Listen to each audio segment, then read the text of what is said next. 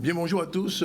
Merci d'être avec nous. Lundi prochain, à cette même heure, vous saurez déjà qui ne sera pas conseiller régional ou qui sera conseiller régional de la Guadeloupe, puisque c'est dimanche prochain qu'aura lieu le scrutin tellement attendu des deux collectivités majeures. Je vais parler du conseil régional et du conseil général.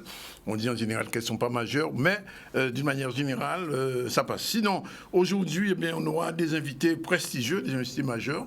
Blaise Mendy-Joie, bonjour. Bonjour Danick, bonjour.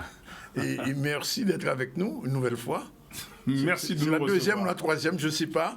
Mais en tout cas, tout le plaisir est pour nous. Faut-il présenter ce monsieur? Si. Oui, quand même. Alors, il s'appelle Jacob Desvarieux. Il est guadeloupéen. Il est l'un des fondateurs de Kassav et un bon guitariste, ancien guitariste de rock d'ailleurs. On ne le sait pas suffisamment. Très bon musicien. Il est avec nous aussi parce qu'il est dans la terre du Rhum. Absolument. Et des hommes. Oui. Une figure culturelle comme Jacob ne pouvait pas ne pas être dans un documentaire comme ça. Il n'est pas le seul d'ailleurs dans ce film. Et puis après, nous aurons Kenny Chamougon qui viendra avec sa chronique habituelle Digital for Progress. Gary Coupon sera avec nous aussi, directeur du développement commercial d'Avantage. Et on terminera avec Jean-Luc Divial, la chronique Eda Misso sur l'origine africaine de certaines expressions du créole guadeloupéen. Très important. Sinon, l'actualité, c'était le 16e congrès de l'UGTG. C'était ce week-end. Elido Mouta n'est plus secrétaire général désormais. C'est une jeune femme qui sera là. Elle a 45 ans. Elle s'appelle Maïté. Maïté Hubert. Elle a été élue secrétaire générale. C'est la première fois qu'une femme prend la direction de l'UGTG. L'UGTG qui a été créé en 1973, il faut le rappeler, a toujours été dirigé par des hommes. Mais cette fois-ci, c'est fait. Journée détox, on parlera de ça avec Vianney Valverbe. Un micro-trottoir sur ces élections dont on parlait tout à l'heure. Élections véritable casse-tête, les gens ne savent pas ni comment ni pour qui voter. Le comment, on verra dimanche prochain comment ça va s'établir. Et puis on fera un petit tour du côté de ce qu'on appelle la sexualité des seniors. Voilà, tout est dit. Merci encore d'être avec nous. Alors je vous l'ai dit, il y a un film important qui devait sortir il y a déjà près de 6 mois. C'était ça, Blaise, c'est bien ça? Oui, 4 mois au moins. 4 mois. Blaise qui est réalisateur de plein d'autres films documentaires. C'est un spécialiste déjà bien connu ici. Il a été avec Télé Éclair. Enfin bref, je ne vais pas donner tout son CV. Mais enfin, aujourd'hui, le 18 exactement, Guadeloupe, terre du Rhum et des hommes, va être présenté. C'est un 52 minutes. Non, un 72 minutes. 72 minutes. Oui. Je voulais 20 minutes. 72 minutes. C'est un grand documentaire qui va être présenté au MAC vendredi prochain. Les journalistes auront peut-être l'occasion de voir ce film-là dans quelques jours, j'espère. Sinon, Blaise, on a envie de savoir pourquoi le rhum? Pourquoi le rhum? Parce que j'ai voulu raconter le rhum, non pas comme un énième documentaire ou film sur le rhum. Oui. J'ai voulu raconter le rhum parce que le rhum fait partie de notre culture. Oui. Parce que le rhum, c'est notre histoire commune. Oui. Le rhum, donc, n'est pas quelque chose qui est hors sol. Oui. Il s'ancre sur un territoire, il s'ancre dans une culture, il s'ancre dans une histoire, oui. Il s'ancre dans une gastronomie aussi. Il s'ancre dans une manière d'être au monde. Oui. Voilà, c'est ce que j'ai voulu raconter. J'ai voulu raconter l'histoire de ces hommes et de ces femmes qui ont transmis de génération en génération ce savoir-faire pour produire ce spiritueux qui aujourd'hui concurrence les autres spiritueux comme le whisky et le cognac, par exemple. Voilà, le vin, etc. Oui. Et puis surtout, derrière le rhum, oui. Il y a des hommes et des femmes. Oui. Il y a des hommes et des femmes qui se sont retrouvés réunis par le cours de l'histoire. La grande histoire des hommes a réuni des hommes et des femmes d'origines diverses sur un territoire qui s'appelle la Guadeloupe. Et malgré tout le tumulte de l'histoire, il en est sorti un produit qui s'appelle le rhum, oui.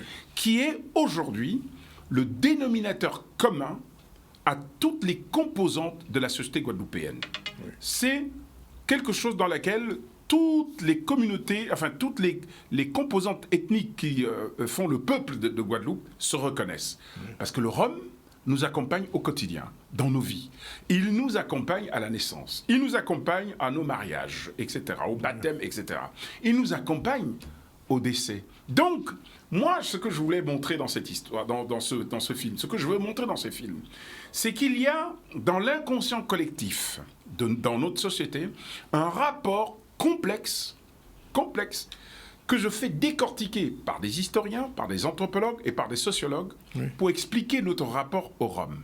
D'accord. Comme je le disais, c'est la sueur, les larmes, les souffrances aussi. Oui, la sueur, les larmes et le sang de nos ancêtres qui ont abreuvé les sillons de canne à sucre dont on extrait le rhum. Et ce que je veux montrer, c'est cette capacité de résilience qui nous caractérise, de sortir de cette histoire avec un produit extraordinaire qui nous réunit tous, quelles que soient nos origines. Alors, il y a un choix de personnages dans ce film, puisque on a avec nous Jacob Desvarieux, mais pas que, il y a aussi Joe Star, enfin j'ai vu beaucoup de gens qui ont figuré dans ce film. Pourquoi Jacob? Je vais te poser la question, je te pose la question. Mais alors, parlons du rhum de Guadeloupe. J'ai voulu associer à cela des personnages qui sont des personnages de notre culture, qui sont des ambassadeurs de la culture, de notre culture, de la culture antillaise d'une manière générale, et en particulier de celle de la Guadeloupe. Jacob Desvarieux, ici présent sur ce plateau, est quelqu'un d'universellement connu. Quand on dit Jacob Desvarieux, voilà. Peut-être que nous, en Guadeloupe, on ne prend pas la mesure du personnage qu'il représente sur le plan international. Mais moi, je peux vous dire, pour l'avoir rencontré ailleurs que sur notre territoire, qu'il est dans la rue, en Afrique par exemple, ce serait l'émeute pour être autour de lui. Donc, il a accepté mais vraiment, alors spontanément, de participer à la réalisation de ce documentaire. J'ai pris Babette de Rosière. Babette de Rosière, elle est chef. Elle est une chef médiatique, très connue. Elle est vraiment l'ambassadrice de la gastronomie créole. Elle travaille beaucoup pour cela. Elle travaille aussi pour l'image de nos territoires. Donc je l'ai associée à cela. Parce qu'il y a un rapport, vous vous en doutez bien, un rapport immédiat entre le rhum et la gastronomie. J'ai choisi Joe Star, qui est en train de passer sur l'image, comme quelqu'un qui, déjà, il a une image un peu liée au rhum, etc., puisqu'il a fait des émissions sur le rhum, notamment La Route de la Soif, et parce que c'est un personnage extraordinaire. Il est incroyable. C'est quelqu'un, quand j'ai tourné avec lui, qui m'a beaucoup surpris par des aspects de lui que je ne connaissais pas. Et il faut surtout pas se fier à l'image qu'il donne. Jacob, alors, bien sûr, il y a Kassa. Je ne sais pas si on mange à Kassa avec du rhum. Non, on n'a pas le droit. Il y a une loi pour ça. Mais j'ai participé au film. Bon, moi qui ne bois pas d'alcool, c'est pas seulement du rhum, mais bon, je ne bois pas d'alcool. Même pas le rhum, même pas du rhum. Non.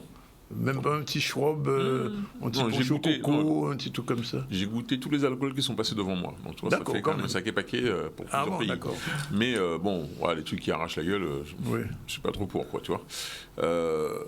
Mais tu vois, c'était intéressant quand même de participer à ce film parce que j'ai découvert un tas de choses que je ne savais pas, que je n'imaginais même pas. Tu vois, le rapport entre le rhum et les gens.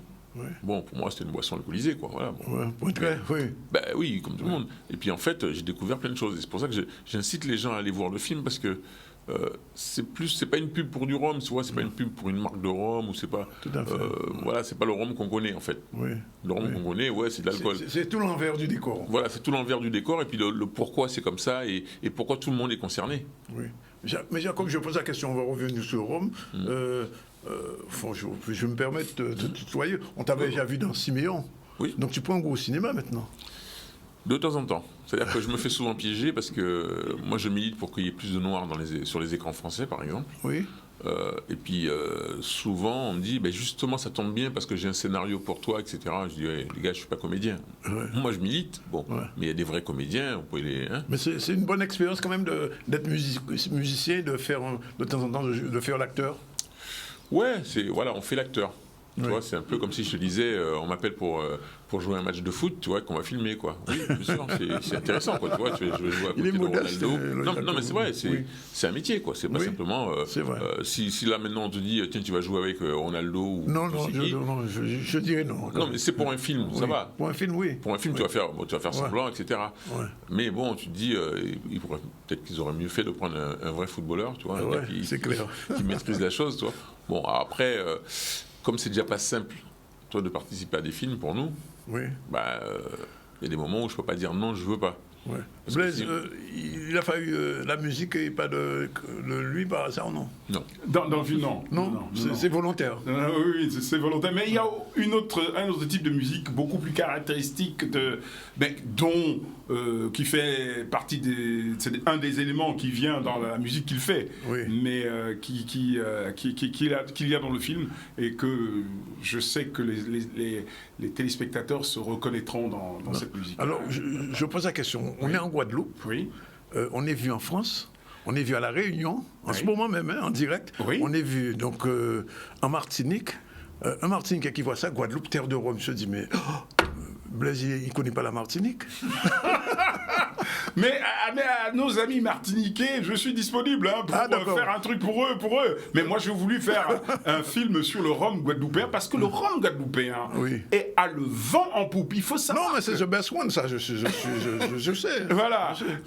Non, mais je suis disponible, mes amis guadeloupéens, martiniquais. Je suis disponible quand vous voudrez. Je viendrai faire un film sur votre rhum. Il n'y a aucun problème. Au contraire, je suis tout à fait ouvert à cela. Mais dans ce film, ce que j'ai voulu raconter, c'est d'abord aussi une déclaration d'amour à la Guadeloupe. Voilà, c'est une déclaration d'amour à la Guadeloupe. Il faut que nous racontions nous-mêmes nos propres histoires. C'est clair. Il faut que ce soit nos propres voix, que nous puissions donner la possibilité à nous tous de pouvoir exprimer ce que nous ressentons. C'est ce que je raconte. Et puis il y a Joe Star qui est martiniquais quand même. Ah oui, ça équilibre un peu. Voilà. Il a accepté volontiers de participer sur un film sur le rhum de la Guadeloupe. C'est incroyable d'avoir deux grosses stars comme ça, musicales, dans un film sur le rhum. Oui, mais c'est ma chance. Disons que c'est comment dirais-je, c'est la chance que j'ai d'avoir des rapports, par exemple, avec Jacob ici, ou Joe Star, ou Fermine Richard. Oui, Fermine aussi. Fermine Richard est dans le film. Oui, j'ai la chance d'avoir ce type de rapport avec ces stars, et vraiment, je reconnais qu'ils ont été toujours charmants avec moi. À chaque fois que je les ai sollicités pour un film, voilà, ils ont été vraiment disponibles.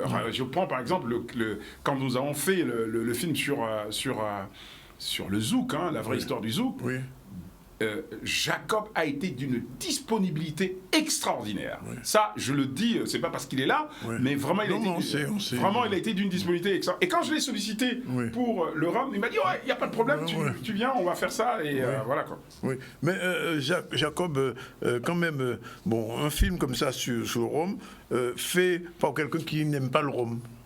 Alors comment ça s'est géré ça? Parce que à la pause quand même du film, de temps en temps, on prend un petit punch, non? Ceux qui boivent du rhum, oui. Non, si en fait, on en a plus que ça. Ah oui, quand même, il y en a eu, oui. C'est-à-dire, moi, ça me pose pas de problème. Que les gens boivent du rhum, ça me pose pas de problème. Oui. C'est que moi, j'en bois pas, c'est tout. Voilà, ah, d'accord. Donc écoute, on parle de rhum, ok, on peut parler de tous les sujets. Pas de problème, moi, j'ai l'esprit ouvert. Et je voulais savoir, en plus. Parce que, je te dis, que c'était simplement une pub pour le rhum, il n'y a pas besoin de moi. Oui. Alors, je posais la question à Blaise, mais c'est vrai que le rhum en Guadeloupe, quand même, il a une histoire, c'est vrai. Et puis, on a un endroit comme Marie-Galante que tu connais, où le rhum, quand même, le rhum de Marie-Galante, enfin, je ne fais pas dire, les Marie-Galantais nous regardent aussi en ce moment, on ne peut pas dire que c'est un rhum trafiqué. Ah non. Alors là, vraiment, parler du rhum de Guadeloupe sans parler du rhum de Marie-Galante, c'est comme si... non, c'est comme si on parlait du vin sans parler de Bordeaux. De Bordeaux, voilà. Oui. Et effectivement, le rhum de Biel, par exemple, de Marie-Galante, qui apparaît dans le film, on connaît la tradition marie-galantaise du rhum, parce qu'ils ont une canne à sucre et un sol particulier là-bas, et ils font des rhums extraordinaires. Qui dépassent les 50 degrés. Ah oui, absolument. Oui. Aujourd'hui, on fait des rhums, d'ailleurs, les 4 distilleries qui apparaissent dans le film, qui sont donc Biel, Marie-Galante, Longueteau, Montebello et Rémonin, que sont les 4 distilleries que j'ai choisies pour apparaître dans le film, parce que j'ai estimé que ce sont ces 4 distilleries-là qui, aujourd'hui, sont en train de monter en puissance, et surtout parce que leur histoire patrimoniale est assez intéressante pour la ligne éditoriale du film. La preuve, c'est que les rhums Langoto ont été primés meilleur rhum blanc du monde. J'ai été bien inspiré. Et puis, Rémonin, qui encore dernièrement a eu un prix international, qui est très intéressant, et sans compter Biel et autres qui sont... et Montebello qui sont en train de monter en puissance, et puis les vieux rhums de Marie-Galante, de Biel, sont extraordinaires. Alors, autour du rhum, il y a cette fameuse route du rhum, ça a à voir avec le film, quelquefois? Alors, je suis, sans dévoiler quoi que ce soit, mais j'ai cru comprendre qu'il y aura quelque chose entre... Guadeloupe, terre de Rhum, et la route du Rhum l'année prochaine. Je ne vais pas en dire plus. Je laisserai au comité de tourisme des îles de la Guadeloupe le soin de déclarer ça le moment venu. Voilà. Quelle va être la trajectoire du film? On va le voir en Guadeloupe et après. Alors, donc, il y aura le 18 au Memorial Act l'avant-première en 2 séances. Qui sera sur invitation, et le lendemain il y a 2 séances à 16h, c'est-à-dire le samedi 19 à 16h et 18h, 2 séances accessibles au public, mais il faut tout de suite là, quand on vous parle là, aller réserver sur le site du Memorial Act, parce que les places sont, à cause des jauges, sont réduites, et donc ça va très vite partir, donc j'invite vraiment le public d'y aller très vite. Et après, le film va revenir en Guadeloupe au cinéma en octobre prochain, déjà dans le cadre du festival de cinéma de Cinestar, et ce sera à l'affiche au Cinestar pendant 1 semaine minimum. Ensuite, ça passera sur Canal+, etc.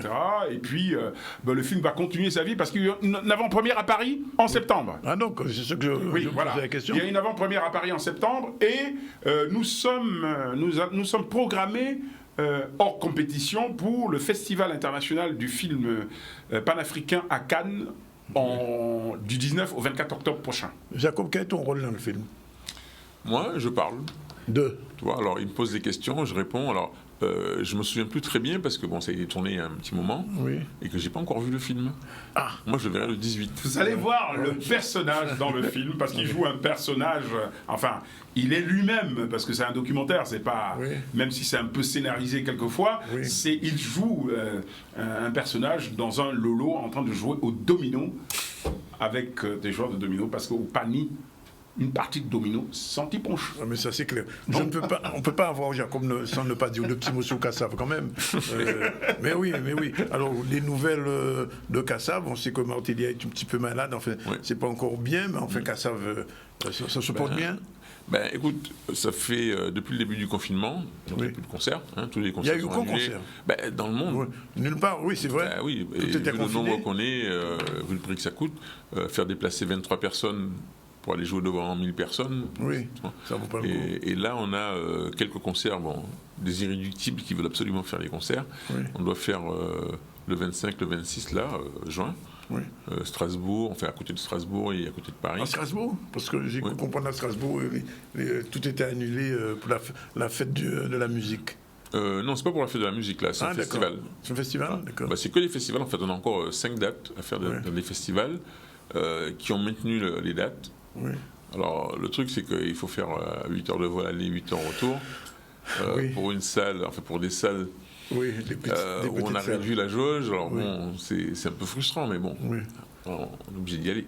Mais alors, pendant le confinement, certains artistes m'ont dit que ça a été l'occasion pour eux de composer. Ça veut dire qu'il y a des choses qui sont déjà sous le boisseau. Il y en a qui créent dans la souffrance. Moi, je fais pas partie. Ah bon? Non, on a fait d'autres choses, bon. Oui. Mais je vais pas dire on a préparé un disque pendant le confinement. Oui. On n'a pas trop le moral pour ça. Blaise Mandjiwa, c'est important ce que je vais poser comme question. Comment un film comme celui-là sera vu en Afrique? Parce que le rhum, c'est le rhum des Antilles, de la Caraïbe, on veut dire, Guadeloupe, Martinique, Porto Rico, Cuba, etc., d'accord. Il faut le dire, c'est la boisson de l'esclavage, entre guillemets, on peut dire ça comme ça, mais en Afrique. Alors, ce film va... Alors, Canal+, qui a racheté les droits de diffusion, prévoit sur leur plateforme, déjà en métropole, dès que ce sera sur MyCanal, en métropole, on pourra le voir. Oui. Mais ils ont une possibilité aussi de le diffuser par leur Canal Afrique. Oui. Voilà. Mais il y a aussi, on va avoir aussi les autres chaînes de télé. Par exemple, mon dernier film est passé sur TV5 Monde. Et là, c'est le monde entier. D'accord. Et ce sera le même parcours pour Guadeloupe, terre de Rome et des hommes. Donc, on peut penser présenter un film comme ça dans une ville africaine, à Abidjan. Absolument. Abidjan, Dakar, voilà. Jacob... Oui, je sais. Il est plus connu là-bas qu'ici. Il y a plus de gens, c'est normal. Ça va poursuivre sa vie. C'est un film qui est destiné à partir dans le monde entier. C'est pour ça qu'on l'a fait. Parce qu'en réalité, qu'est-ce qu'il y a dans le film? C'est d'abord la Guadeloupe. C'est la région Guadeloupe qui est en mise en avant. Ce sont nos territoires, c'est notre savoir-faire, c'est notre culture, c'est notre histoire. C'est ça que nous montrons au monde. Et sans dévoiler encore des choses, mais je pense savoir que le CTIG, qui est partenaire du film, j'imagine. veut absolument programmer ce film dans toutes les manifestations de tourisme. À New York, par exemple, on va le faire. Et puis, sur la route du Rhum, effectivement, avec le monde entier qui sera là, à Saint-Malo, c'est extraordinaire, voilà, c'est tout ça. Et puis, après, le film va suivre sa vie, parce que ça partira dans le monde entier. Je vais partir dans les festivals. Il faut le dire, c'est un film de promotion pour la Guadeloupe et pour le Rhum guadeloupéen. Absolument. Oui, mais c'est une promotion intelligente. C'est une promotion intelligente où on fait passer des messages, où on fait passer une histoire, parce que simplement faire de la promotion comme ça aurait été banal. Mais au travers d'une histoire, parce qu'il y a un fil qui conduit, c'est l'histoire. Voilà. Et ça, à travers ce fil-là, nous faisons passer l'image de la Guadeloupe, une terre d'accueil, une terre, pour... Alors, Jacob disait quelque chose d'important tout à l'heure. Il disait que au travers de ce film, il a appris beaucoup de choses. Est-ce qu'au niveau des archives, il y a eu des choses qu'on a trouvées, que les gens qui ont travaillé avec moi sur ce film-là ont Alors, il y a des historiens qui interviennent. Par exemple, on pense toujours que c'est le père Labat qui a inventé... Ben, vous allez voir que l'histoire n'est pas celle-là. Ça vient du Brésil, c'est ça? C'est pas seulement ça. C'est pas seulement ça. Non. Bon, il y a encore autre chose. Ah oui, il y a autre chose. Ils que font vinaïfoué, Bon, d'accord. Ok. Bon, ben c'est pris. Le 18, première séance, le 19. Et le 19, les séances ont lieu à 16h et à 18h. Et il faut s'inscrire pour le grand public sur le site. Le site vient d'être ouvert là pour l'inscription. Il faut y aller tout de suite là. J'imagine quand même qu'un film comme ça, il y a du créole. C'est sous-titré en français. C'est sous-titré en français. Sous-titré en français, d'accord. Ok. On comprend. D'accord. C'est sous-titré en français. Donc, ok. Bon. Donc, voilà. 12h53, on va prendre un petit tour. On va faire un petit tour du côté de l'élection du micro-trottoir. Jordan, micro-trottoir sur l'élection casse-tête. Mais avant, c'est un film, Blaise, on peut dire, à consommer sans modération. À consommer sans modération, absolument. D'accord. On a pris mot. Contrairement à la boisson, celle-là, le film, lui, il est à consommer sans modération. C'est dit. Voilà. En tout cas, merci vous deux d'être venus. Et puis rendez-vous vendredi. Merci vendredi beaucoup. Et samedi, les gens qui nous regardent, portez mon œuvre. Et je serai dans toutes les séances, l'équipe du film sera là dans toutes les séances pour répondre aux questions des... Ne bougez pas, on regarde un petit peu ce micro-trottoir sur cette élection qui arrive, l'élection casse-tête. C'est parti. Vous avez été convaincu par un candidat par la campagne 2021? Pas réellement, puisque bon, c'est-à-dire que j'ai l'impression que c'est toujours pareil. Je suis pas trop ça. 2021, je dirais pas parce que je n'ai jamais voté. J'ai l'impression que la politique, surtout cette année, ça tourne beaucoup plus autour de, moi je vais dire des cancans en fait. Pour moi, c'est de l'hypocrisie. C'est dommage et regrettable qu'on vote déjà pour les gens, mais pas pour les projets. Tout ce qui nous intéresse, c'est de savoir qu'est-ce qui va être mis en place, qu'est-ce qui va être mis en place pour les jeunes, pour les personnes âgées, pour qu'on puisse trouver du travail, pour les formations. Et aussi le transport. Il faut organiser le transport parce que c'est pas tout le monde qui répond d'une voiture. Voilà, que des promesses à la con, rien n'est fait, les jeunes galèrent tout le temps. Et ça va de mal en pire. Un tel a fait ci, un tel a fait ça, mais c'est pas ce qui nous intéresse. Ça sert à rien. Pour moi personnellement, ça sert à rien. Pour les réseaux sociaux, je pense que ça leur a un peu échappé. Enfin, j'ai l'impression qu'ils ne contrôlent pas réellement en fait, le flux médiatique qu'ils envoient. Pas tout le monde qui est impacté par les réseaux sociaux, donc c'est vraiment dommage. Saturé d'informations, on n'arrive pas à avoir l'essentiel. Moi je préfère toujours regarder le contact humain. Les restrictions, tout ça, ça fait que moi je trouve que c'est mieux quand même. Réellement en fait, en ce moment, j'arrive pas à vraiment me décider sur un choix. Les réseaux sociaux, c'est un chargé de communication qui fait tout et c'est pas la personne en elle-même qui se dévoile. On agit avec notre ère. Pour moi, la politique même, c'est d'abord de faire peuple et de faire humain. Il y a besoin d'un renouveau, de choses nouvelles en fait. Quand la voiture passe, en toute sincérité, je n'écoute pas ce qu'ils disent. En gros, ce que je dis, putain, lui encore, avec sa musique, m'empêche de faire ce que j'ai à faire. Plus du bruit qu'autre chose, je les écoute même pas. C'est de la pollution sonore, puisque par exemple, c'est extrêmement fort, c'est vraiment très très fort. Donc pour moi, ça sert à rien. Quand ils passent avec leur caisson, c'est pas pour leur projet, c'est voter pour un tel, mais le projet en lui-même n'est jamais expliqué quand ils passent. Ils devraient s'arrêter à un point précis au lieu de passer.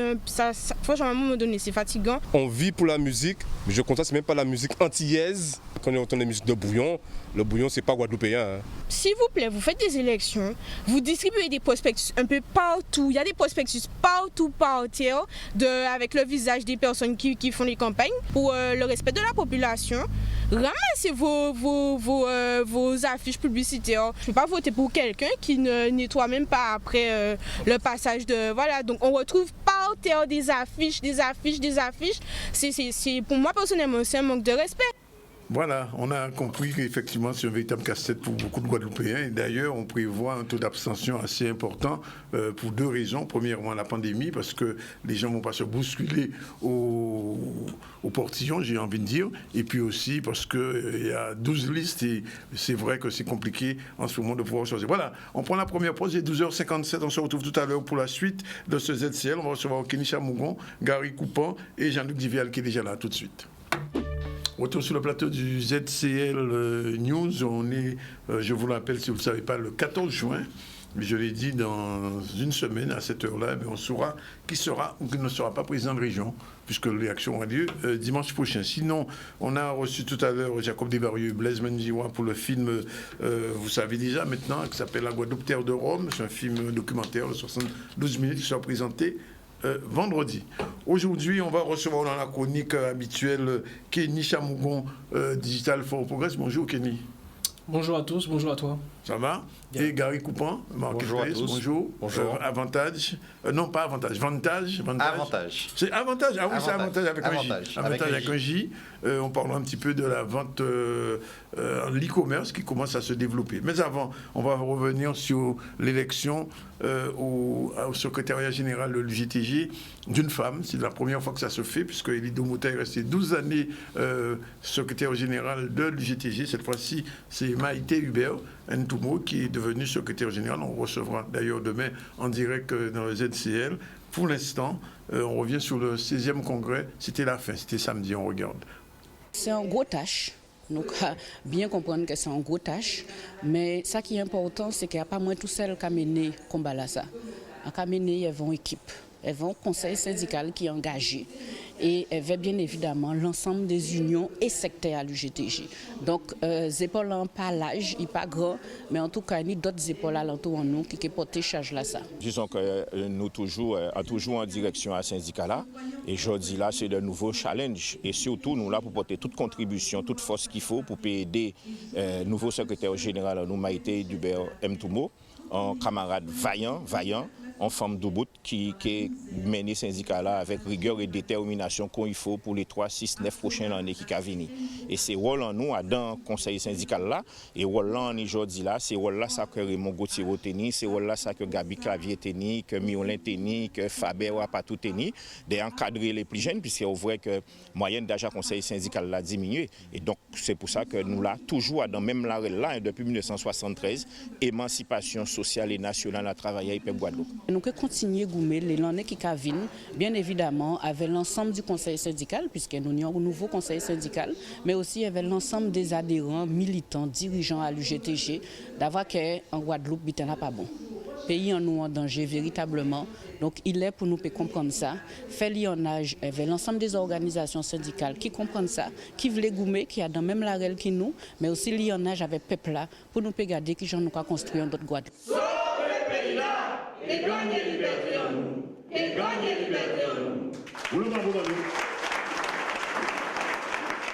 Tout de suite, parler de Digital for Progress. En attendant, on a un générique un petit peu égaré, mais on va le retrouver, j'espère bien. Kenny, bonjour.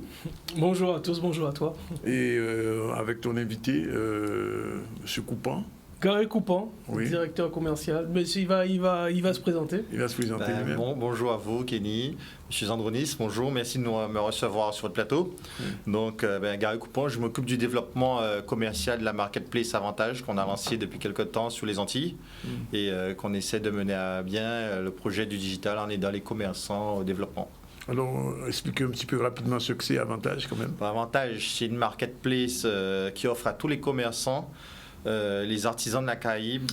Déjà, qu'est-ce qu'une marketplace? Parce que là, tu parles déjà de c'était pour résumer, en fait, on essaie de monter un Amazon Antilles, en fait, sans prétention, mais devenir le Amazon des Antilles et pouvoir permettre à tout le monde de faire acheter, faire leurs courses en ligne et de pouvoir se faire livrer aussi chez eux. Très bien. Comment vous gérez tout ce qui est logistique maintenant sur ça? Parce qu'on a bien compris que c'est de façon dématérialisée qu'on va pouvoir commander. Bon, c'est très bien que localement parlant, c'est un peu compliqué tout ce qui est livraison à domicile. Oui. Donc la logistique est gérée intégralement par nous en interne. Donc nous avons une équipe de livraison qui assure la livraison sur toute la Guadeloupe et aussi à l'international parce que nous avons beaucoup de commandes aussi à l'international. International, ça veut dire quoi? Ils commandent quoi? Essentiellement, alors on a un rayonnement international parce qu'on a mis en avant les produits locaux de nos artisans, de nos confrères antillais, avec le rhum. Je vous donne des exemples, on a des commandes de sirop d'Atumo, de Zebapic, essentiellement quand même le rhum en majorité, le miel, la vanille, et les Européens commandent en ligne et se font livrer directement chez eux. Donc ça veut dire que si on commande maintenant, on peut se faire livrer ici, c'est ça? Donc Absolument. En fait, on a mis en plus un process de livraison qui permet à tout un chacun de trouver son bonheur. On a mis 3 formules de livraison, commande à jour J, commande livraison à 48 heures et livraison à 7 jours. Donc tout chacun peut trouver ce qui lui convient en termes de logistique. C'est les boissons qui sont les plus demandées en ce moment à Avantage? Non. Alors je vous disais, donc le rayonnement international que nous avons est essentiellement porté sur le rhum, les produits locaux, antillais que nous faisons sur la plateforme. Et donc nous avons ce rayonnement qui permet d'avoir les produits antillais, comme je vous disais, le rhum, les miels, d'autres produits. Et nous avons un axe de développement aussi sur les produits internationaux, comme pour les Antillais qui recherchent plus les vêtements de marque, la high-tech, nous commençons à intégrer sur la plateforme. L'électroménager à des tarifs bien sûr bien avantageux. Donc vous êtes les Jeff Bezos de la Guadeloupe, à peu près, c'est ça? Enfin, en voie de l'être. Avec tout le mal qu'on nous souhaite et mon équipe qui est sur le projet, que je salue au passage, que je pense qu'ils sont en train de nous regarder. J'ai une équipe d'Antillais, de jeunes Guadeloupéens, dédiés à la plateforme sur ce projet depuis plus d'1 an et demi, et qui ont fait un boulot formidable pour assurer et permettre aux commerçants de présenter leurs produits et de pouvoir faire la promotion de ces produits-là à l'international et au niveau local aussi. Alors qu'est-ce qui manque quand même pour que le Guadeloupéen soit plus près de l'Avantage, puisque vous disiez tout à l'heure que l'international ça fonctionne beaucoup mieux qu'en Guadeloupe ou quoi? Parce que je pense qu'au niveau international, ils ont plus l'habitude de commander en ligne. C'est un acte qui est plus courant chez eux. Ici, on a la transition qui s'opère. On n'a pas encore cette culture, c'est ça. Et les gens ont du mal encore à passer au digital et à commander en ligne, à faire l'acte de commander en ligne.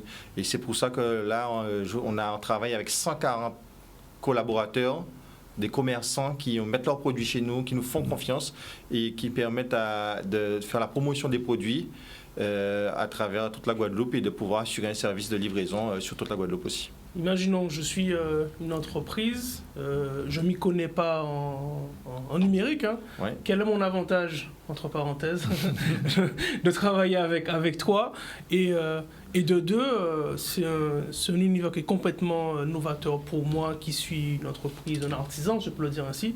Comment je fais ? Alors, vous pouvez nous contacter pour mettre en ligne vos produits en vente sur notre plateforme, c'est possible. On offre la possibilité à tous les commerçants de la Guadeloupe de pouvoir rejoindre la plateforme et pouvoir mettre en avant leurs produits. Et nous avons un service marketing qui assure la promotion des produits, de ces produits-là, au niveau local et au niveau international. Donc, on a un service marketing qui fait le boulot.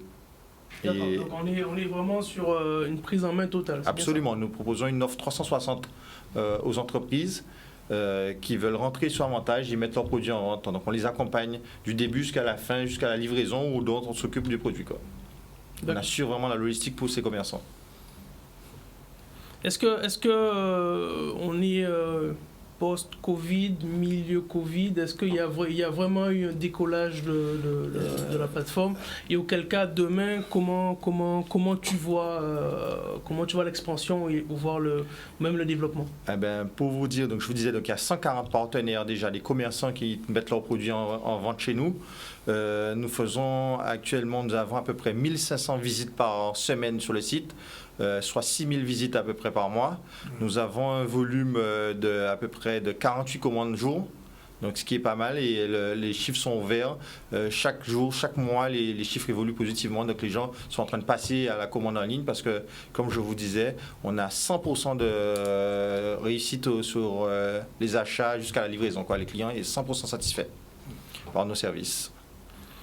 On parle beaucoup donc là, on est sur du paiement en ligne. Qu'est-ce que tu peux dire pour ceux qui sont un petit peu réticents par rapport à tout ce qui est cybersécurité, tout ce qui est arnaque et j'en passe sur la carte bleue? Pour vous dire, je pense que déjà le système bancaire met encore de plus en plus de protection pour les achats en ligne avec les cartes bancaires où il faut valider à chaque fois les transactions. Nous avons un site qui est totalement sécurisé. Tous les achats sont sécurisés, donc j'invite tous les Guadeloupéens à nous faire confiance et à pouvoir acheter en ligne sans aucun souci. Très bien. Donc Danick, j'allais lui poser une autre question, c'est-à-dire que une fois Avantage, aujourd'hui c'est bien installé, mais comment ça a démarré? C'est-à-dire que Kenny disait qu'il y a beaucoup de Guadeloupéens, c'est vrai, qui sont encore réticents à l'achat en ligne, et donc monter une structure comme ça, ça demande de l'ingénierie. Ah oui, donc c'est ce que je disais. Donc j'ai des collaborateurs, une équipe de jeunes Guadeloupéens qui sont qualifiés, chacun dans leur domaine. On a des développeurs, on a des gens au service marketing. Là, on vient de mettre des gens encore au service livraison, à la logistique. Moi, je m'occupe avec mes 2 commerciaux du développement commercial pour inciter les gens à venir nous rejoindre et vendre leurs produits en ligne. Et donc, chaque personne est compétent, a une expertise à son positionnement dans l'entreprise et on essaie de développer ça avec nos moyens, tant bien que mal. Comment réagissent les commerçants guadeloupéens qui ne sont pas encore à Avantage, et quand vous allez les voir, quelles sont leurs réticences, sur quoi qu'est-ce qu'ils craignent? Je pense que les commerçants ont compris que le passage au digital est devenu pas nécessaire mais obligatoire pour pouvoir avoir une entreprise qui dure dans le temps. Et je pense qu'une entreprise qui passe pas au digital dans les 10 prochaines années, ça va être très compliqué pour elle de pouvoir mettre en avant ses produits, d'assurer une continuité de la commercialisation de ces produits, en fait. Et pour vous donner un exemple, nous avons des partenaires avec qui nous travaillons qui, depuis le début, qui font des chiffres d'affaires avec nous à 4 chiffres. Donc ça se développe pas mal. Donc ils sont très contents avec le canal digital. Oui. Alors, sur la Guadeloupe, vraiment, comment ça se passe? C'est-à-dire que quelqu'un qui habite Terre de Bas, par exemple, ou Terre de Haut, qui contactent Avantage? Quelle est la gamme de produits offerts en dehors du rhum, etc., mais les autres produits, qu'est-ce qui... Alors, actuellement, nous avons plus de 4000 produits en ligne. Ah, quand même, bon, on va pas tous les citer, d'accord. Non, donc je vous dis, donc on est une plateforme assez généraliste. Vous pouvez trouver, comme je vous l'avez dit, du rhum, mais on a le petit électroménager, on a les roses, les fleurs, on a les vêtements, les chaussures, on propose... Par exemple, pour la fête des pères qui vient dimanche, qu'est-ce qui va être produit, enfin proposé? Justement, je vous invite tous à aller sur la plateforme Avantage avec un J.fr. Oui. On a mis en avant des paniers, des coffrets cadeaux fête des pères. Vous avez des montres, des lunettes, des coffrets rhum aussi, pas mal de choses qui sont intéressantes à trouver sur la plateforme pour la fête des pères. Alors l'autre aspect, c'est le modèle économique. Est-ce que après une année et demie de fonctionnement, vous sentez que ça avance, ça booste? Comme je vous disais, donc, mois par mois, le chiffre évolue positivement, mais encore assez un peu lentement aux Antilles, mais de plus en plus les commerçants et les Antillais nous font confiance parce que je veux dire, on essaie d'avoir 100% de réussite de l'achat en ligne jusqu'à la livraison chez le client. Oui, sans passer par la poste. Sans passer par la poste. Ouais. On fait au niveau local, absolument. Au niveau local. À l'extérieur, à l'extérieur, nous travaillons avec un partenaire qui est Colissimo pour l'expédition des dons. Alors, je le dis souvent, on est en ligne sur le Facebook Live, donc ça veut dire que les gens nous voient un peu partout. Quelqu'un qui est en France, qu'est-ce que Avantage peut lui proposer? Déjà, Avantage propose un tarif plus avantageux parce que les produits locaux, ils les achètent au même prix. Oui. Et donc, en achetant chez nous, vous avez un avantage du prix. Oui. Et l'avantage de la logistique, c'est qu'avec la Poste, vous avez plusieurs formules de livre d'expédition. Donc, sous 4-5 jours, vous avez les produits chez vous. D'accord. OK. Bon, c'était un avantage de les faire venir. Hein. Et je voulais revenir sur le prix en tant que tel. Donc, si on passe par Avantage, on n'est pas sur un plus 50%. Alors, pas du tout. Au contraire, justement, ce qu'on explique à tous nos partenaires commerciaux qui viennent collaborer avec nous, c'est de proposer un tarif compétitif pour que le client final, le user, trouve son intérêt. Quelqu'un qui achète en ligne, il cherche deux choses. Un prix ou quelque chose qu'il ne trouve pas chez lui, à portée de main. Donc nous, ce qu'on propose à nos partenaires, c'est de proposer vraiment un tarif intéressant pour que le user final il trouve son compte. Et c'est ce qui se passe en ce moment. On a des tarifs vraiment très intéressants. On est moins cher que beaucoup de personnes en ligne. Quoi. Oui. Je vous invite à faire un comparatif. Alors, ça n'a rien à voir, hein. Enfin, pas vraiment. On est, l'émission à laquelle vous participez, on est partenaire de spectacle. Vous connaissez? C'est une plateforme musicale où il y a des Guadeloupéens, des artistes guadeloupéens qui font de la musique et qui vendent ça en ligne. Donc, pourquoi je fais la comparaison? C'est parce qu'on a le sentiment qu'on est en train de basculer dans le digital, normalement. Oui. Aussi bien en musique que pour le quotidien. Ah oui, mais on passe vraiment... Tout passe au digital là, actuellement, donc la transition digitale, que ce soit pour la musique ou n'importe quel aspect de la vie, je pense qu'on va y arriver et c'est inévitable. Oui. Donc je pense que la perspective de s'y mettre le plus rapidement et de vivre avec son temps, comme on dit, est quasiment vitale, surtout pour les commerçants en tout cas. Après, il y a aussi un exemple solidaire que Avantage a fait une action récemment. Est-ce que tu peux en parler vis-à-vis de Saint-Vincent, c'est ça? Absolument. Donc, nous sommes associés à l'action solidaire qu'il y avait pour Saint-Vincent. Donc, nous avons, avec un partenaire à eau, que je ne vais pas citer, qui nous a soutenus dans l'action de pouvoir permettre aux Guadeloupéens, il y a n'importe qui dans le monde, de pouvoir faire un don en achetant un pack d'eau sous notre plateforme de manière digitale, justement. C'est ça, parce qu'avec le Covid, les gens n'allaient pas trop au magasin pour sortir, ils pouvaient acheter en ligne. Et on a eu des dons du Canada, de Chine, de compatriotes antillais qui étaient un peu partout dans le monde et qui ont acheté en ligne pour faire un don pour Saint-Vincent. Oui. Donc l'action du digital était vraiment pertinente à ce moment-là.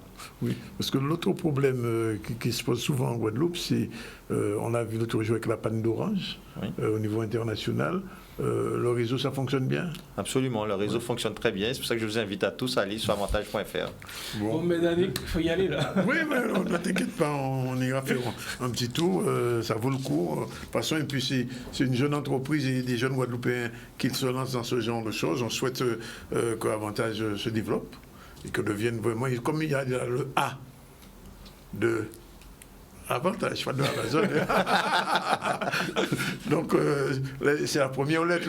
Et vous avez vu, on a gardé une touche locale pour garder notre identité antillaise. On a écrit avantage avec un J en créole. Oui, non, mais j'ai vu, et c'est intéressant. Des jeunes Guadeloupéens qui se lancent dans ce genre de choses. C'est pourquoi là, on soutient spectacle. Eux aussi, ils avaient besoin d'un petit coup de booster. On leur a fait une promo et on leur permet justement de se développer parce que effectivement, on tombe dans le numérique. La preuve, c'est qu'il y a une émission ici, une chronique qui est fait avec avantage, d'ailleurs. C'est ça. C'est pas si elle va continuer. Elle va continuer l'an prochain, quoi. Mais on va c'est vous qui décidez.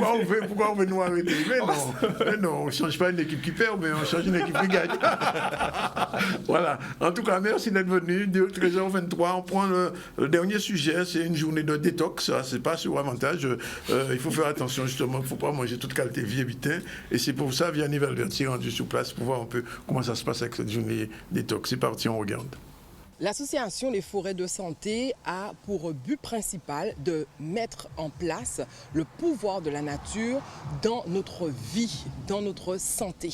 Et c'est vraiment ce que nous avons à cœur de faire en mettant en œuvre, en promouvant différentes activités dans le domaine de la santé préventive avec de la médecine alternative, de la médecine conventionnelle pour pouvoir redonner sa place à la nature, redonner la place à une bonne santé préventive pour nous. Comme vous pouvez le voir, donc ici on est au bord de la rivière dans le cadre de la journée détox et repos avec plusieurs ateliers qui sont proposés.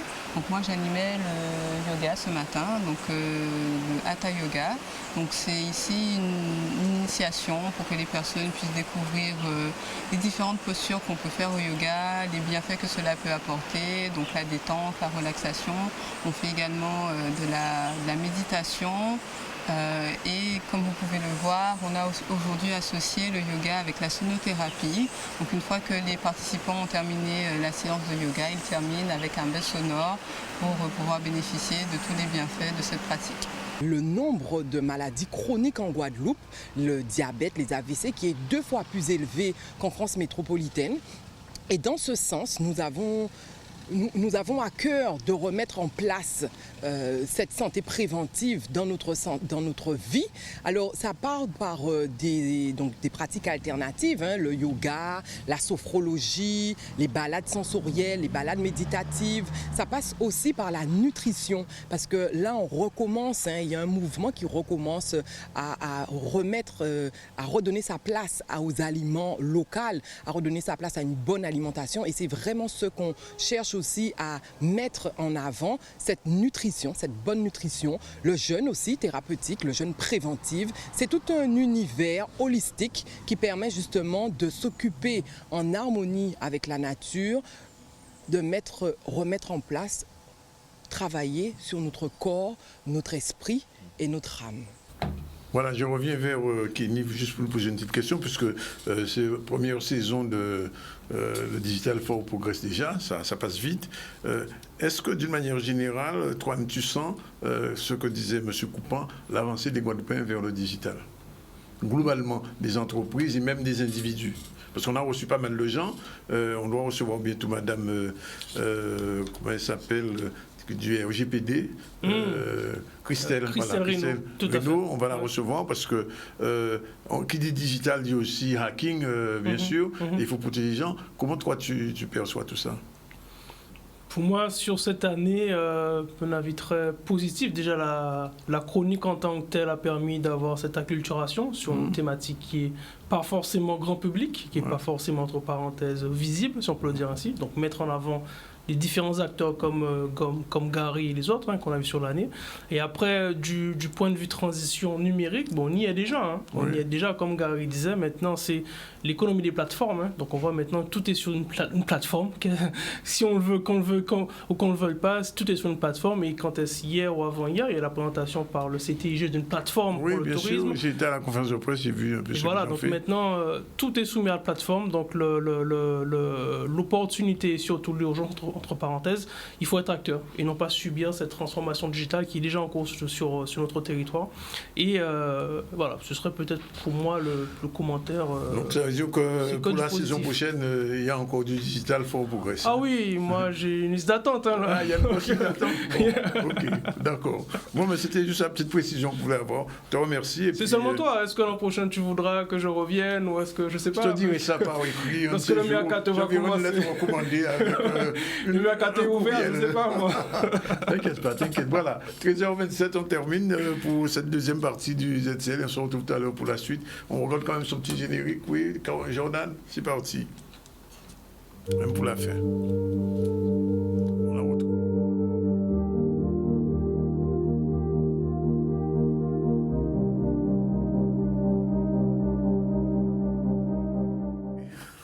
Voilà, 13h28, vraiment la deuxième pause. Et tout à l'heure, Jean-Luc Divial qui sera là pour sa chronique d'amis soit tout de suite. Voilà, il est 13h33, je vous l'ai dit, comme chaque semaine, eh bien, on retrouve Jean-Luc, qu'on n'avait pas vu il y a 2 semaines, mais là, il vous vient. Et Jean-Luc et Damiso, ça se porte bien, parce qu'on est déjà pratiquement en fin de saison. Je dis ça, pourquoi? Parce qu'il va falloir qu'on fasse un petit bilan. Globalement, avant qu'on parle de cette conférence qui aura lieu la semaine prochaine, et Damiso, comment ça se situe pour toi, les retours, etc.? Très bien. Je pense que l'objectif qui était visé au départ et qui était de permettre à tout un chacun de prendre conscience de la profondeur vraiment de cette culture que porte notre langue. Je pense que l'objectif est atteint puisque j'ai des retours en Guadeloupe, mais pas seulement en Guadeloupe, Martinique, Guyane, à Paris, enfin dans l'Hexagone, et aussi de la communauté haïtienne. Donc je pense que cette vision transversale de notre langue est en passe d'être perçue de façon sérieuse et qui repose sur une analyse concrète des éléments de notre langue. Oui. Nous avions commencé en mars 2018. Nous sommes en 2020.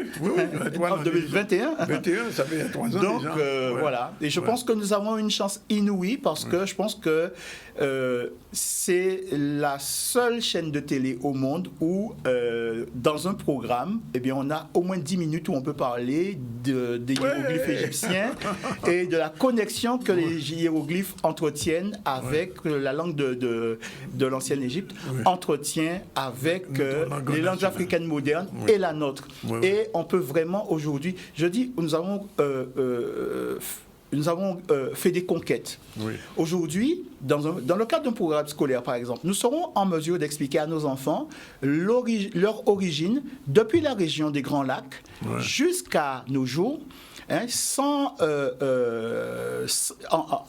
avec une véritable continuité. Oui. Il y a beaucoup de gens qui ont travaillé sur la période qui concerne la période esclavagiste, donc du bateau négrier jusqu'à nos jours. Oui. Mais ce qu'il fallait investiguer, c'était ce qui s'était passé avant. Voilà. Oui. Et qui ne passe pas forcément par l'influence occidentale. Ça a été conquis. Et aujourd'hui, on sait comment aussi notre langue s'est constituée depuis la préhistoire jusqu'à nos jours. Donc ce sont de véritables conquêtes. Alors, je vais te donner une information que tu n'as pas, parce que tu ne sais pas. J'ai reçu ici 2 archéologues français, bien sûr, des gens de l'INRAP, et qui ont confirmé ce que tu sais, que je savais aussi, mais que beaucoup de Guadeloupéens ne savent pas. C'est que Christophe Colomb, non seulement il n'a rien découvert, il est arrivé ici, mais en plus, 5000 ans avant, il y avait déjà ici des Amérindiens.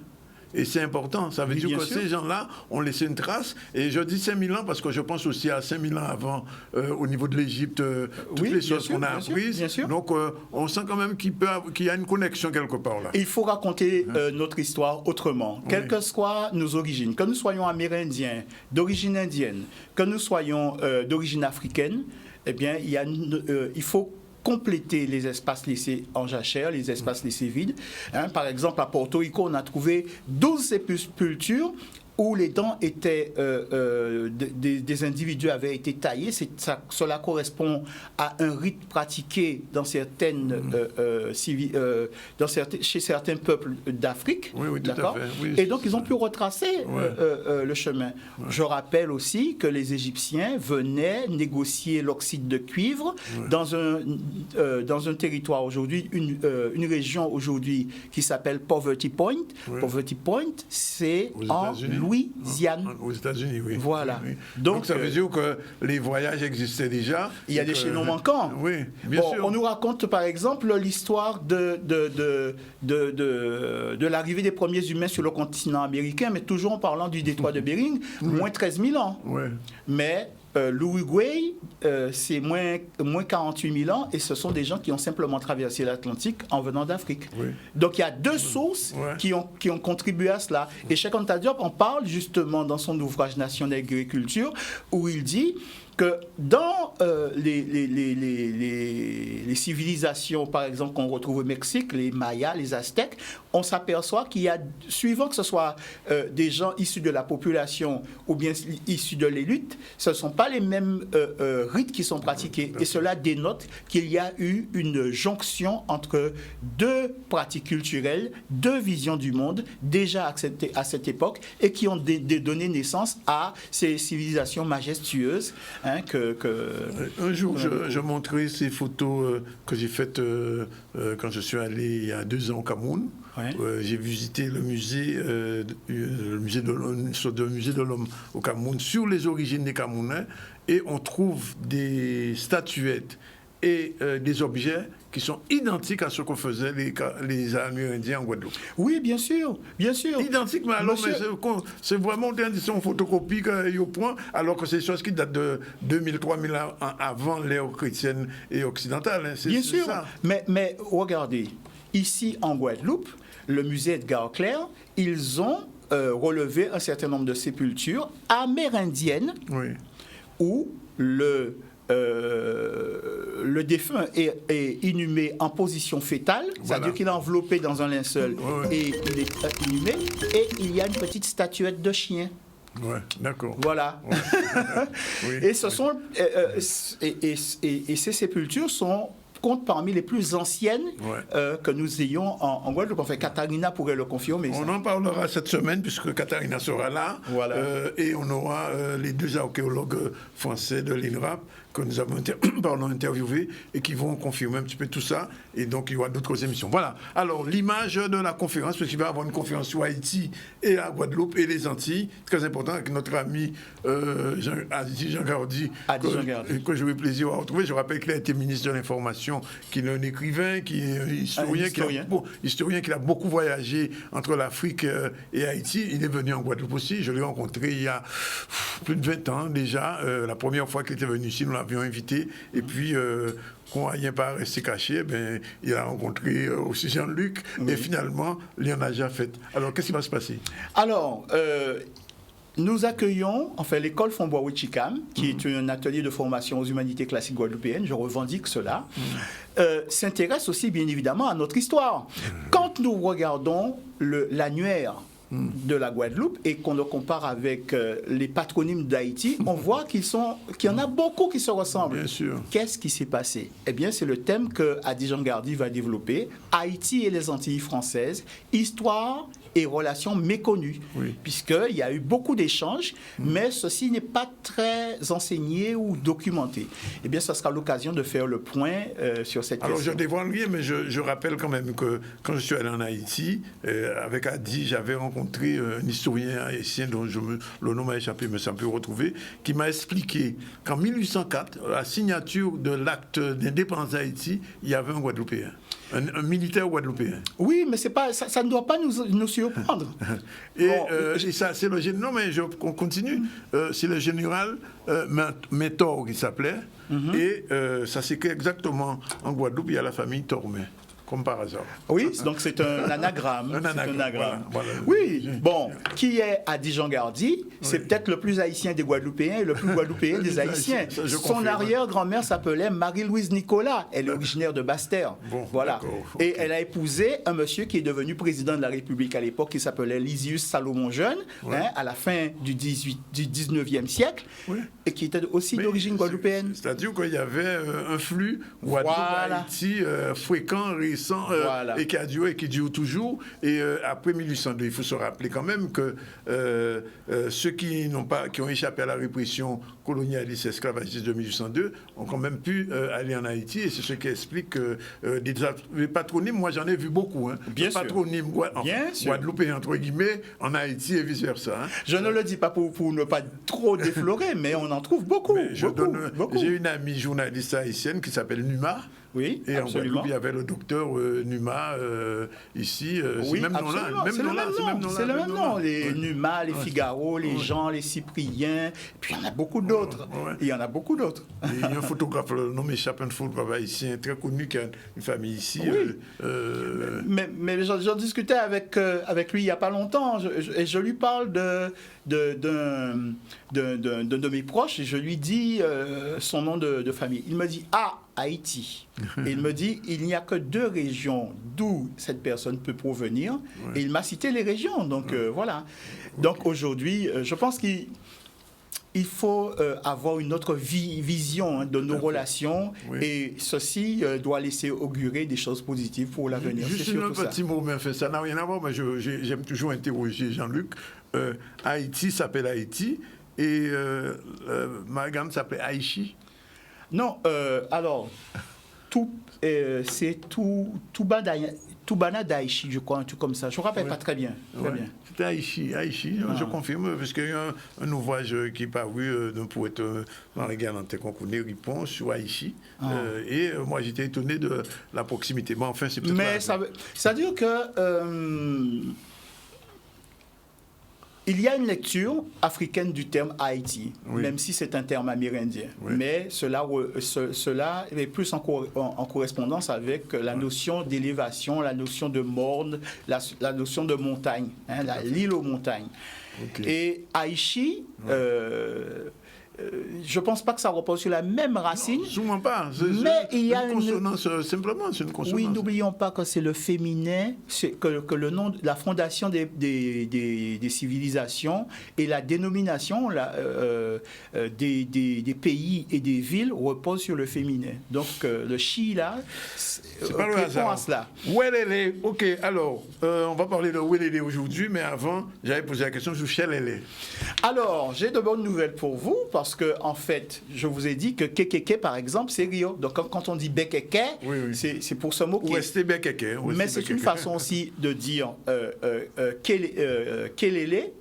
Chelele, c'est une façon de dire Kelele. Le K a tendance aussi à se réaliser en son chat. Mais là, dans les langues mandingues, par exemple, il touche la notion de jalousie. Donc, vous savez bien que certaines femmes aiment bien s'invectiver les unes les autres, et c'est de là que vient le chelele. Voilà. Donc, il y a il y a la notion de moquerie, et il y a aussi la notion de rendre envieuse. Voilà. En disant moins chelele. Voilà. D'accord, ok, bon. Ouais, alors, le Ouelele maintenant. Alors, le Ouelele, nous allons prendre le temps de réfléchir sur ce terme, parce que vous allez voir qu'en fait, il est responsable de tout un lexique que nous retrouvons dans d'autres langues. C'est parti. Alors, qu'est-ce qu'un Ouelele ? Qu'est-ce qu'un Ouelele ? C'est un terme qui est souvent utilisé dans certains registres, notamment concernant le bruit, mais aussi les bonnes ambiances, par exemple, quand les gens vont s'amuser. Donc, c'est un terme qui fait référence aux vociférations, un bruit qui est généré par une abondance de décibels liés à la voix. Et donc, dans ce cadre-là, eh bien, il nous convient de procéder à une enquête qui est rigoureuse. D'abord, nous allons aller dans notre dictionnaire et nous allons voir que Ouelele, eh bien, la traduction qui en est faite, c'est tapage, bruit, chahut, tumulte, remue-ménage. Donc, vous voyez que ça correspond un peu avec ce que nous disions tout à l'heure. Il y a la notion de voix. Alors, comment on peut partir de Ouelele et arriver à cette notion de tapage, de tumulte, de chahut, de remue-ménage ? Bien, c'est ce que nous allons voir. Partons à la racine. comment dit-on bouche, parole, déclaration, propos, discours en égyptien ancien. Le scribe dessine une bouche, mais quand il dessine une bouche, en fait, il faut savoir que c'est un thème, que c'est tout un univers. Donc, c'est aussi les activités qu'on fait avec la bouche. Et on s'aperçoit, en fait, qu'en égyptien ancien, on dira ra, par exemple, pour désigner la bouche. Plus tard, la langue évolue vers un ro pour dire la bouche, en copte, mais en bozo, on dira la bouche, en kweni, on dira les bouches, en samo, on dira les bouches. Mais en réalité, qu'en est-il? On s'aperçoit en fait que c'est le même mot en fait, parce que le R s'est réalisé en L. Il n'y a pas de véritable R à la française dans les langues africaines. Voilà pourquoi on ne roule pas les R, puisque ce n'est pas une sonorité qui nous est utile à ce point dans notre langue. La traduction de ce R se situe, la vocalisation se situe entre le N et le L en fait.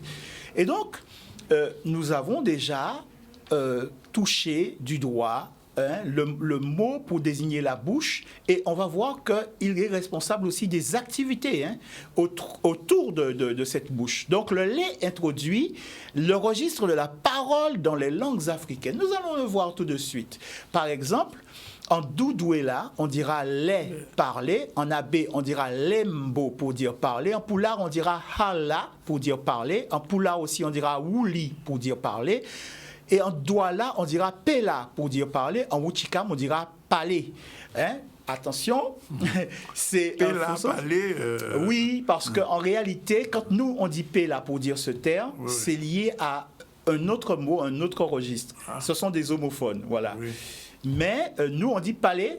Et vous voyez que même en français, quand on dit parler, vous voyez que cette racine-là, ce lait de parler français, est une racine africaine. Donc ça veut dire un mot qui est passé dans les langues occidentales il y a très longtemps, même peut-être avant l'apparition du latin. Donc, nous avons vérifié qu'il y a autour la bouche que dessine le scribe égyptien, décrit tout un univers d'activités qui sont faites avec la bouche. Voilà. Et donc, quand la voix monte, on peut tomber sur le tomboso kilemo pour dire chahut, en bambara wele pour dire appeler, en bambara on dira kele pour dire dispute, en lingala on dira kelele pour dire le bruit, en kafaraf on dira walala pour dire discussion, et chez nous on dira welele pour dire tapage, bruit, chahut, chalet, nous avons chalet. Vous voyez? Donc, on voit que tout ceci tourne autour de cette racine. Donc, on va continuer et on va s'apercevoir que souvent on dit on sait où est les dans notre langue. Donc maintenant, on va faire l'étymologie, on va rentrer vraiment dans la précision. On sait où est les. Pourquoi? Cette information-là, le on sait, est très précieuse et vous allez vous en apercevoir. Parce que ceci va nous permettre de comprendre pourquoi on dit oué les. Il suffit de s'appuyer sur les langues africaines et le tableau suivant va vous le montrer. En Zinza, par exemple, comme dans d'autres langues, on dira « we » pour dire « un ». C'est pourquoi en ancien français, on dira le « we ». Pour dire le roi, on disait le « we ». C'est de l'ancien français. Et chez nous, on dira « lélé » discussion. Et pourquoi « lélé » ? Parce que quand on double le phonème, c'est pour marquer une réciprocité. Si je parle tout seul, ce n'est pas une discussion. La chanson de Kassav, moi non lélé. Oui, mais le lélé, c'est un homophone, mais je vais vous expliquer tout à l'heure. Et donc, un ouais lélé, c'est un seul tapage, une seule discussion, un seul chahut. Ce que nos anciens disent. Bon, et donc, vous voyez que après, on a tout un registre qui en découle. Le lélé. Vous voyez que la sonorité change, la voyelle change. C'est le bavard, le rapporteur, Satala, qui a Yvonne Voula, parce que tout ça, il voit à Kaza, il a hypothé, parce que la sonorité est et se rapporte à la vigilance, aussi aux activités qui se font peu avouables. Voilà. Et ensuite, le ou les. Vous voyez, on part du sol, on monte dans les énergies. C'est une complainte, c'est une louange, c'est une incantation qui est adressée au divin. Ensuite, et quand je dis le divin, c'est aussi les ancêtres. En Wuchikam, on va dire gaoulé, vocifération, bouaha. Et aussi, on va dire welele, tapage boui. Donc voilà, c'est sur ce les que qu'on achève. Le Welele n'a rien à voir avec le Voukoum? Voukoum, c'est encore autre chose. Oui. Voukoum, ça traduit l'idée d'un... Parce que vous avez la sonorité ou. Oui. D'accord? Et donc, la sonorité ou, elle n'est pas ouverte. C'est pas une voyelle ouverte. Le ou, c'est une semi-voyelle. Oui. Elle n'est pas ouverte. Donc, ça dénote plutôt une activité qui est bruyante. Mais ce n'est pas des vociférations. D'accord. Le « et », c'est toujours relatif à ce qui porte. D'ailleurs, quand vous interpellez quelqu'un qui est au loin, vous l'interpellez avec un « et ». Oui. Ouais, « et ». Il y a même un mot qui a disparu, le « eti ». Ah oui, le eti. Mais le eti, c'est autre chose. On en a déjà parlé ici. Oui, je sais. Eti, c'est le nom de l'oreille. Ouais. Et c'est le mot aussi pour dire écouter. Parce qu'il y a une relation entre le nom de l'oreille et le mot... Ça veut dire quoi, dis-moi? Quoi dis-tu? Eti? J'écoute. Ouais. J'écoute. Eti? Ça veut dire j'écoute. Pas que ça, Eti? Oui. Donc les mots comme tendez, comme eti, sont des mots qui désignent dans les langues africaines l'oreille. Mais l'oreille, c'est aussi un univers. Donc tout ce qu'on fait avec l'oreille, on écoute, on entend, on comprend. D'accord? Quand quelqu'un dit chez nous « entendre », ça veut dire qu'elle a compris ce qu'on lui a expliqué. Entendre. Ouais, entendre, oui, c'est vrai, entendre. Elle triple même le phonème pour écouter, pour tendre. Tendre pour comprendre. Pour comprendre. Voilà. Il parlait. OK, bon, voilà, 13h53. Je rappelle qu'en début de ZCL, on a reçu, on va voir l'image, le chanteur de Kassav, Jacob Desvarieux, et il était accompagné de Blaise Menjiwa. Pourquoi? Mais parce qu'ils ont sorti un film qui s'appelle Guadeloupe, Terre des Hommes, Terre de Rome, film qui va être présenté vendredi. Si vous voulez aller voir ce film au MAC, il faut s'inscrire dès maintenant sur le site du MAC. Et puis, on a eu Kenisha Mougon et sa chronique digitale Fort Progress. Il a reçu Gary Coupan. Gary Coupan, c'est un jeune Guadeloupéen qui a lancé un marketplace, un endroit où on peut faire de la vente en e-commerce, ce qu'on appelle l'e-commerce. C'est un peu comme Amazon, ça s'appelle Avantage. Avec Jean-Luc Divial, bien sûr, on vient de parler du Welele. Et nous soutiendons Welele et on a parlé de Chelele aussi. Sinon, l'actualité, ça a été la nomination de Maïté Hubert à la tête de l'UGTG. C'est la première fois après le 16e congrès. En tout cas, c'est la première fois qu'une femme prend la direction de l'UGTG. Elie de Mouta a passé 12 ans à la tête de l'UGTG. Il a passé la main, le relais à Maïté, qui sera notre invité demain. L'élection casse-tête. Kamounka a voté, c'est un micro-trottoir, on a vu. Et puis, on devait parler... Oui, on a parlé de la journée détox aussi, permettre aux gens de respirer un peu, de vivre loin, entre guillemets, de la foule déchaînée, comme on dit. Sinon, si la réalisation, c'était Jordan. C'est bien ça? Oui, c'est bien Jordan, à Pajoine. Il est 13h55. Demain, on se retrouve à partir de 12h30 pour une nouvelle édition du ZCL. Restez avec nous, pas débrancher, puisqu'il y a d'autres émissions après.